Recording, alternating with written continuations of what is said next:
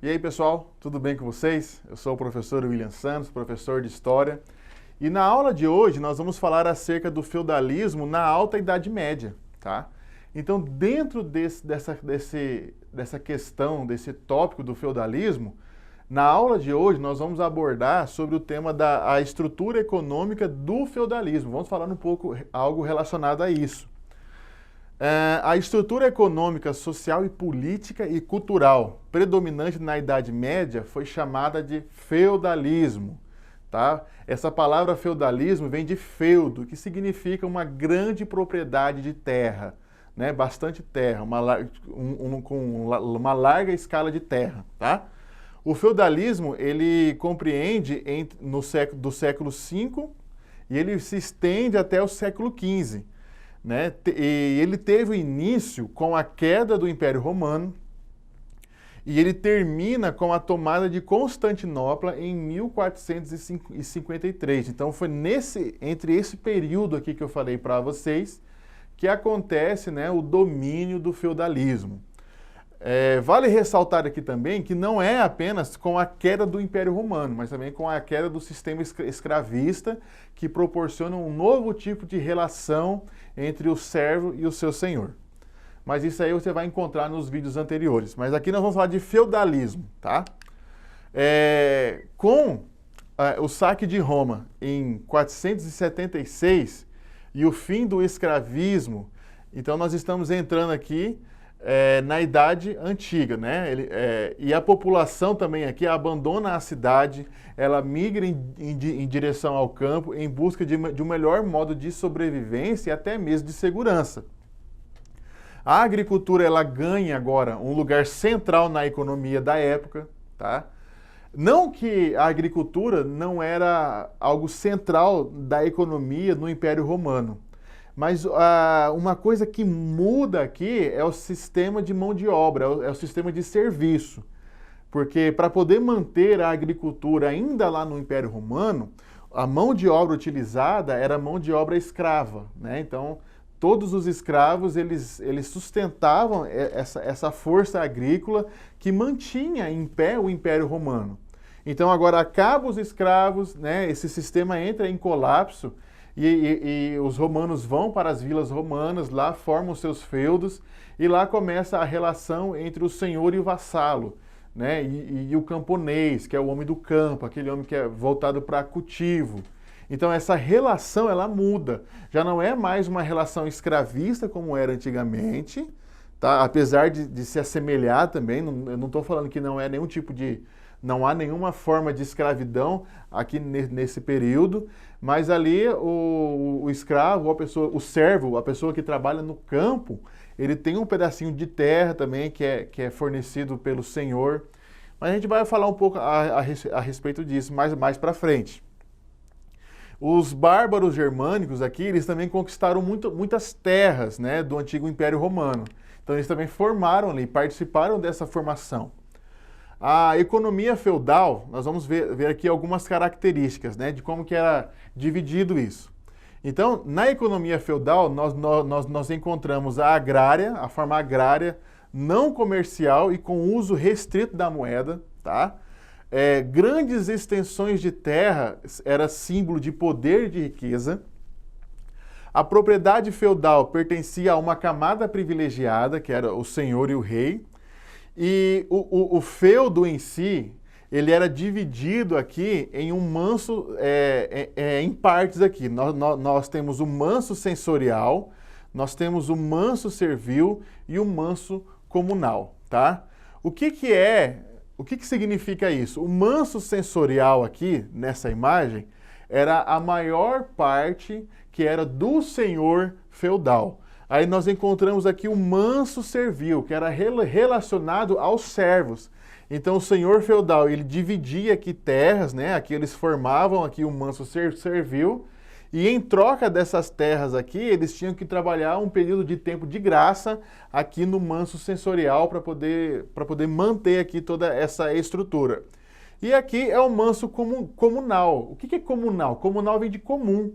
Então aqui era um lugar, era uma extensão de terra que era usada tanto pelo senhor feudal, que estava aqui no manso sensorial, como os servos. Então aqui nós encontramos bosques, pastagens, né, rios, assim por diante.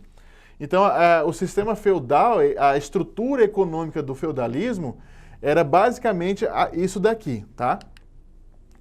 Dentro agora falando um pouco de sociedade feudal, nós encontramos os senhores, que a riqueza deles provinha das posses de terras e do trabalho servil, certo? Nós encontramos aqui os servos, que eram aqueles que alugavam as terras dos senhores, e temos aqui os vilões. Quem são os vilões? São os antigos proprietários livres, mas que mesmo assim eles estavam ligados a um senhor. Eles tinham menos obrigações, né, e um pouco mais de liberdade. Eles não estavam presos, eles não eram presos ao senhor feudal, porque o senhor feudal ele dava a terra ali para a pessoa, só que em troca ela tinha que jurar fidelidade àquele senhor feudal. Então o vilão é aquele que não jura fidelidade a ninguém. Então ele era um pouco mais livre, mas só que isso também não significa que ele não estava ligado a nenhum senhor, tá? Ele estava ligado a um senhor, mas não tinha todo, digamos assim, essa força, né, da fidelidade como um servo tinha. Nós temos aqui uma relação de sucerania e vassalagem dentro dessa estrutura econômica do sistema feudal. Então, assim, decorrente da falta de moeda e da escassez de outras formas de riqueza, a terra ela assume um lugar central dentro desse processo. Tá? Os nobres que concediam terras, né, eles eram o quê? O sucerano. Então, o sucerano era aquele que concedia a terra. E aqueles que recebiam as terras eram os vassalos. O sucerano, ele jurava proteção ao vassalo, e o vassalo jurava fidelidade e prometia acompanhar o sucerano, né, em caso de guerra. Então, nós também encontramos aqui dentro dessa figura, né, dentro dessa estrutura aqui, a figura do rei. Né? A divisão ou a partilha dessas terras deixou o quê? O poder muito fragmentado. Então, o poder agora não era centralizado só em uma classe social, mas agora ele está fragmentado. Então, por conta dessa fragmentação desse poder entre os nobres, né, e a burguesia e assim por diante, o rei ele garantia a unidade desse poder. O rei ele trabalhava para que esses grupos eles ficassem unidos, tá? Ele era o sucerano dos suceranos, o rei, e diante do qual todos os vassalos deviam se submeter, certo? E os suceranos também, porque o sucerano recebia a terra do rei, tá? O rei, ele se aproximava mais de uma figura que servia de liderança e que, em momento oportuno, ele uniria todos os feudos, tá? Nós encontramos também, dentro dessa estrutura social, a cavalaria medieval e a igreja. A cavalaria medieval. Então, a principal função dessa cavalaria era o quê? Proteger os reinos e ser leais a estes senhores. Então, eles eram leais. Eles também eram possuidores de pequenas terras. Então, o rei dava terra ao sucerano, porque o rei era o sucerano dos suceranos. Então, ele dava terra ao sucerano. O sucerano dava uma porção de terra para os cavaleiros medievais, em troca do quê? De segurança, de proteção e assim por diante. Também encontramos aqui nesse processo a participação da igreja cristã. Então, a igreja cristã ela foi a maior instituição do feudalismo e que ela servia para poder forjar uma mentalidade e influenciar a população através do seu discurso religioso. Então, assim, se o povo ali, vamos falar do servo, tá? O servo que estava submisso, que estava preso ao Senhor da terra. Como que a igreja cristã, ela tratava isso? Ela falava assim, ó, foi Deus que te colocou aí. então você tem que ser assim por resto da sua vida. E os seus filhos vão ser assim, os filhos dos seus filhos, e assim por diante. Então a igreja ela vinha com um discurso religioso para poder influenciar a população a não se rebelar contra esse sistema que estava sendo imposto na época. O homem medieval ele foi também imbuído de valores teológicos e religiosos. É interessante que nós devemos perceber que o homem medieval ele tinha medo de ir para o inferno, certo? Então, o homem medieval, ele queria ser salvo. Independente se ele fosse servo, independente se ele fosse um vilão, ou assim por diante. Ele queria ser salvo. Então, essa questão, né, esse discurso teológico religioso era muito forte, estava muito presente na vida do homem medieval.